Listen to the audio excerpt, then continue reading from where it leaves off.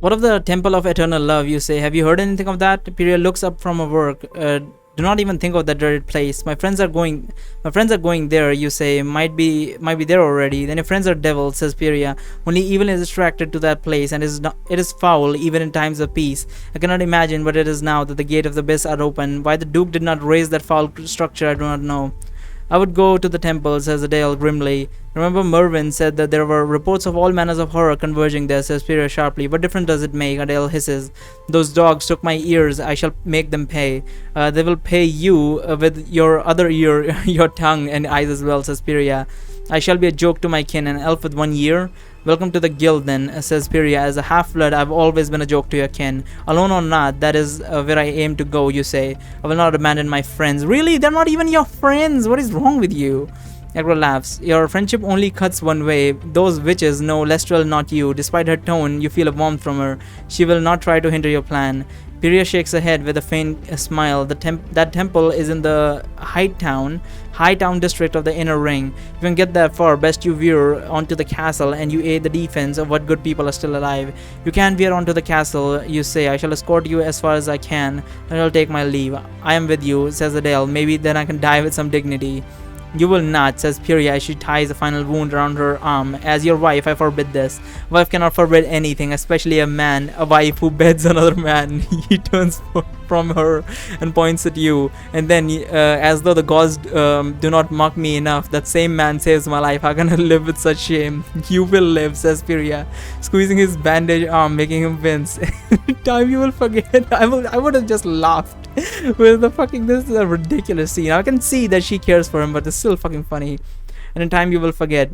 Elves do live a very long time, you say in your most helpful voice. Plenty of time to forget.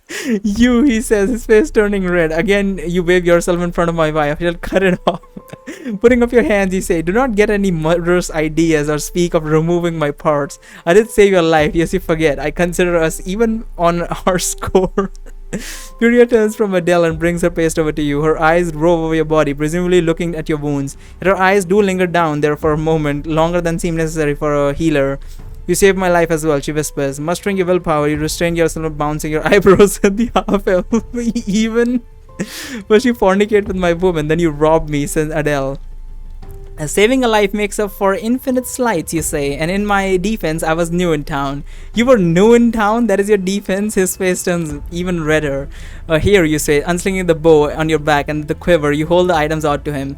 With gritted teeth, he snatches the item from you. With grace born of doing something countless times, he swings the quiver, he stares at the bow and slides his hand along the smooth wood. His face softens ever so slightly. Now we're even, you say, and I'm sure I need not remind you that the sword was by what? By someone important not to hurt me. What? Who is that? Adele doesn't look up from his bow, although his knuckles whiten as he squeezes the wood. Living Graces 1. You being naturally talkative is difficult to keep your mouth shut as Pyria tends to your wounds. Do manage it. Everything you say provokes the elves anyway. Now that he has his bow back, best he does not find an immediate use for it, regardless of whatever oath he made to his elven deities. Pyria eventually breaks the silence as she bandages your side. I have been to the Temple of Eternal Love. Oh? You say relieved to be speaking again. Why? I was invited by one of their members. That was years ago, before all the Anyways, I was invited to join, and they did not invite Aldalom, and so I declined. You look over at Adele.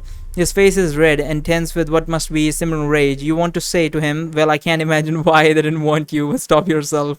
Why, at the time, I expect they only wanted my membership for carnal reasons, says Pyria. One of those temples, you say. I suppose the name gives it away. Yet I sense their intent for me was something far worse, says Pyria. Evil seeps out from the walls and floor and walls of the place. With a shrug, you say, I have learned not to trust the gods, and that goes double for cults with vague titles. It was a means of escaping the outer ring, and her voice falters. Not wanting silence again, you could help but guess what she's struggling to say. What do you suggest? To find a sense of belonging? What? It was a means of escaping the outer ring and to find a sense of belonging, I'm guessing, because she doesn't feel like she belongs with her husband because she's a half elf. To find a sense of belonging, you suggest. Pyria presses her lips together and nods. As a half-elf, you're between worlds, you say gently. She looks into your eyes. Her own eyes are sad, yet there is an appreciation there. The two of you stand still, your gaze locked, until Adele clears his throat angrily. Pyria shakes her head. Anyway, my suspicions of the place were confirmed. Recently, it has been found out that not only were there evil people in the temple, but monsters are as well. Harpies, walking corpses, even vampires. You sigh. Do not get me started on the ridiculous numbers of monsters in the city. Interesting. Just then the flames heating the small cauldron flare up, the room brightens from the flames, and then somehow all gets much darker and the shadows deepening. A feeling of dread pushes up into you. Someone is coming, says Egra, her voice lacking its usual lightheartedness. Am I still naked, by the way? You slink to the broken window and peek out between the curtains. A cloaked figure hovers about a meter above the street, sliding towards the inn's entrance. You cannot see the face since the cowl is up. Even the hands are hidden under long sleeves. It is probably a man, given the tall stature of being. There are no curves under that cloak.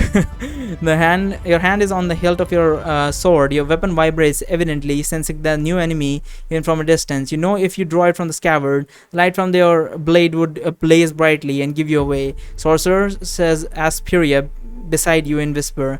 Then likely one of Rooster's friends, whispers Adele behind you. What is it, Egra? Again, you ask in your mind. It is evil, I can feel it. Oh yes, champion, says Egra. An ancient evil like none you have met thus far. Don't tell me it's fucking what's his name? Oh, for fuck's sake, what is his name from Reginald? Is it Reginald? It couldn't be Reginald. I mean, I don't know why would he take the evil path. I don't like to use the word evil, so it's a difficult word for me.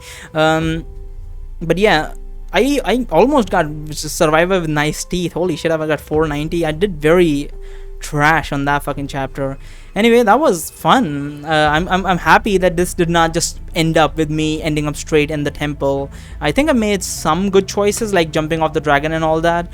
I don't know how many shitty choices I made. Mostly shitty choices I made was with people. I think the best choice, I think one of the best choices in this chapter, except for the jumping off the dragon I made, was when I decided to talk to the succubus, then acted like I was under a spell, and then decided to move in for the kill. That costed me 0 life or 0 favor or anything. It was very well done. So I think that was one of the best choices I ever made in this chapter, except for jumping off the dragon as well. But we'll see. Thank you so much for watching. The link in the description to the game. There's also a link to my Twitter and my Patreon. I'm going to be moving on to the best choices of the chapter. See you there. Bye-bye.